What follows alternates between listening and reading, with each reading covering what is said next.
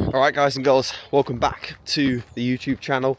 I hope you're all well. I hope you're enjoying your week so far, or enjoying your Monday, because maybe most of you will be watching this on a Monday when I do drop my videos. I really appreciate the support on the video so far, especially the comment section. You guys and girls in the comment section are always like leaving lovely comments and asking really good questions, and I appreciate that a lot. So anyone that does enjoy these videos, do me a favor, drop a comment, and if you're not subscribed, please do subscribe, because I know every YouTuber says this, but genuinely, like, I think 48% of people that watch the videos aren't actually subscribers. So but we did just pass 22,000 subscribers, which is amazing. We've had some amazing growth on the channel since starting it. Well, I say starting it up again, it's always been going in some shape or form, but since really putting an effort back into, you know, weekly videos, it's been growing really well. So I'm very happy. Prep's going well. This is being filmed at 7 weeks out this weekend. This last week was a little bit of a rough one, I'm not gonna lie. I got sick again, which I say again, I got sick at, what was it, 18 weeks out I think, and yeah, this time it was actually worse. I think it was worse partially because I was leaner, but also because it was a really nasty, kind of very COVID-like, super hot. Sleep was just absolutely appalling. For like 2 nights, just waking up every single hour. Still managed to get like 7 hours sleep, but waking up every single hour. Really warm. Body was very tired, and I'm still feeling a little bit of the effects of that in terms of like that post-viral fatigue. Sounds like axial fatigue, doesn't it? But no, genuinely just not feeling superb. And there was only one session which didn't go great. I had to combine a push and pull session into an upper body day to catch up on the fact that I missed push, which isn't ideal. I'm not gonna lie, I don't love doing those things, but it is what it is. These things have to happen sometimes. And then the one session that didn't go well was the day that I probably shouldn't have trained, which was the lower body.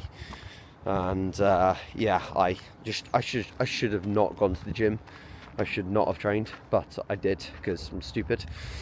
We all do this from time to time, especially in a prep where you know, it's definitely one of those things where you just want to keep improving, you want to keep stepping forwards.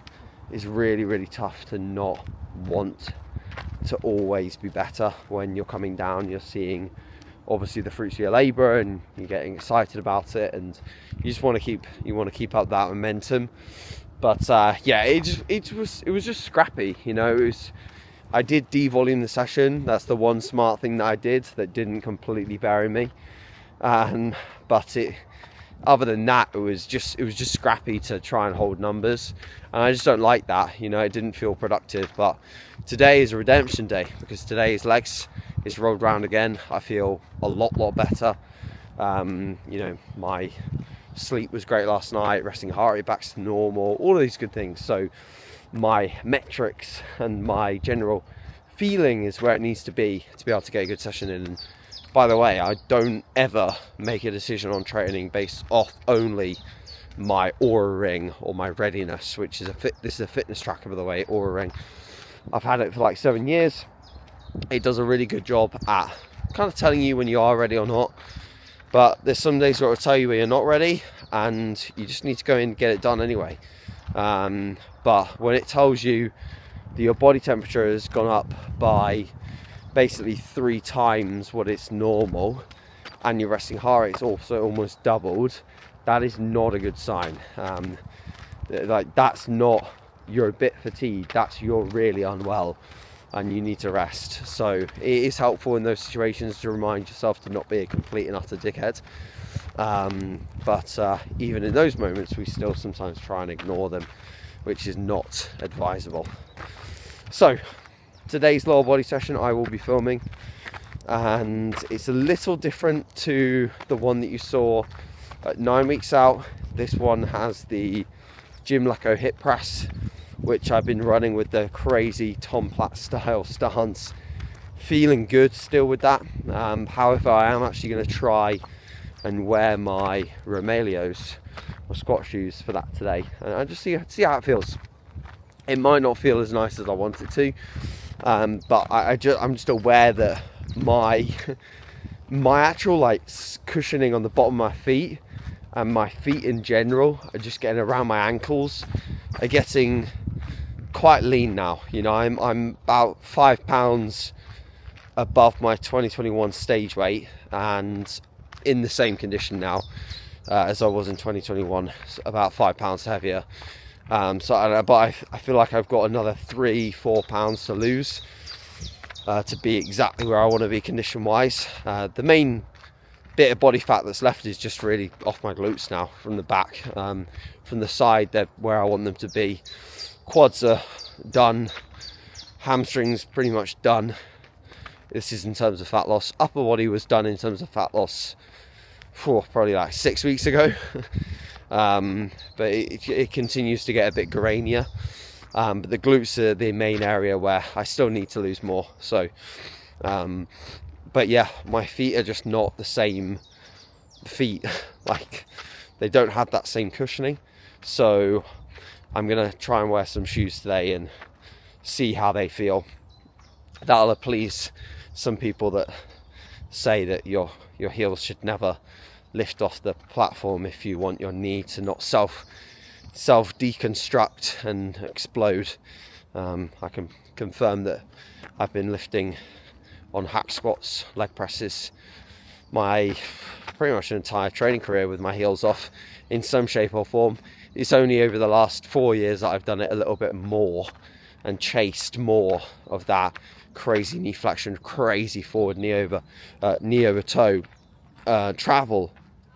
And not only have I seen big steps forwards in terms of my legs, my quads, but I've also seen actually healthier hips and lower back, which is, you can add that up, but I feel like the pelvis position that you can get into by having that super low stance is actually better than when you're keeping your full foot down on the platform for a lot of people. So that's just a little bit of rationale for you guys as well. The pelvis and lower back position, people often miss that in relevance to the foot position. So yeah, anyway, I'm going to finish up this lovely walk. Beautiful day today, I love this walk, and get to the pre-workout meal, and then I'll see you guys and girls in the gym. Lighter dumbbells will know the deal everywhere. But moving on down the rack, I was kind of considering going up to 200. The 200s would not get used, maybe ever, right? That's running coma territory. But the 150s, I think they're within my wheelhouse. They're not going up, but they seem to be freaking huge. I mean, the 150s are, when I'm looking at myself in the mirror benching, like as big as my head on both sides. All right, guys, welcome back to another voiceover for this leg day. I apologize that this video is actually quite similar to the one that was at 9 weeks out, obviously now 7 weeks out. But it's a little different. Obviously, I had the chat at the start when I was on the walk, and the training session's a little bit different as well. The leg day's a little different in terms of its structure. And I'll talk about some different things, of course, here, because I'm not going to sit here and repeat myself for 10 minutes whilst we do this voiceover. But yeah, honestly, yesterday's leg session was fantastic. It was really, really good. It was definitely challenging. It was definitely a little bit harder to match some of these numbers. I actually ended up with a pretty scrappy 5-plate hack set. So I think it's about time that comes down a touch in terms of load. I've done a good job, maintaining 5 plates in that position in the session. But I think it's about time that it takes a little bit of a load drop and we come back down probably to like the 4.5 plate region and just get really, really good consistent depth and nice continuous reps. It was just a touch too scrappy for my liking, and maybe that's a little bit of a topic of discussion there in itself. Like, when do you drop down the load? And really, it's when it starts to get a bit scrappy. It just doesn't look or feel the way that it should, and it's really starting to not give you quite that stimulus that you need for the set. Because remember, like, we're not going in to chase a load. We're not going in to chase a number of reps. Yes, load and number of reps does equal a stimulus, but the stimulus we need when we're dieting down and when we're approaching our sets, even in the off season, is making sure that we're taking the most amount of load for the most amount of reps to failure with good execution. There's no compromise to the execution to take it to the most challenging reps, the reps that provide the most mechanical tension, the reps that slow down. Those are the final few reps. And if you're training with a higher volume setup, you can afford to do sets that are further away from failure, that carry less systemic fatigue, less overall fatigue, and you can do more sets. With my training, you'll see I do most of the time 1 or 2 sets per exercise. So those final few reps really have to be nailed. They have to be really, really good. They have to be really controlled, really high quality. They have to just be damn solid. And if they're not, that's when the load potentially just needs to be dropped down a bit, which is fine. I mean, I'm 159 pounds at the moment. I'm not exactly a heavy dude. You know, for reference, it's about 73-ish kilograms. So to be doing a 5-plate per side hack squat deep into a session at this body weight, I'm very happy. And funnily enough, my legs are much better than 2021 as a result of retaining more strength. So there you are. Of course, you know, the going gets tough now. We've got to get the final bits of body fat off. About 5-ish pounds, 4 or 5 pounds to go. And yeah, that's going to result in some movements being a bit tougher to retain, but I'm going to give it everything I've got. And let's talk a little bit about that. Let's talk about desire, because I feel like from the outside looking in, when you look at a contest prep, unless you've experienced it, you obviously don't necessarily know how it really feels. And there are definitely very, very challenging points of a contest prep. And this is where it will truly be a test of your desire, your will to succeed. How badly do you want your goals? And if you're watching this and you're digging down a contest prep, you're doing your cardio now, doing your steps, whatever, you got to kind of sit there and question yourself, like, what is my desire? And when you find it, when you identify it, you should get this like almost like butterfly kind of feeling in your stomach, and a bit of, yeah, like almost like a fuzzy head kind of feeling when you really feel like this is my desire, this is my why, this is my reason. And if you don't feel that, the days where you're having to push yourself to that next level, you really will struggle, and they will be harder than they need to be. The reason why I love days like this, today's a rest day, the calories are low, the expenditure's high, and I'm in the final bits of fat loss now. I love days like this. The reason why is my desire is to present a physique that many people will go, what the hell's that? Like, that's, whoa. Like, bringing a level of condition for me that stands out on stage, that makes people take a step back and think, bloody hell, he's really worked for that. That's a big part of my desire. That's a big part of my why. So when I'm in the days where it does hurt a little bit more and it pinches, I almost smile to myself and I think, this is the fun part. You know, this is the bit which really separates me from other competitors, gives me an opportunity to push through something that other people might not want to push through. And you know what? If you don't want to push through those days, it doesn't mean that bodybuilding is not necessarily for you, but it means the level of bodybuilding that you expect for yourself might just be a little bit lower than you thought you might have been able to achieve.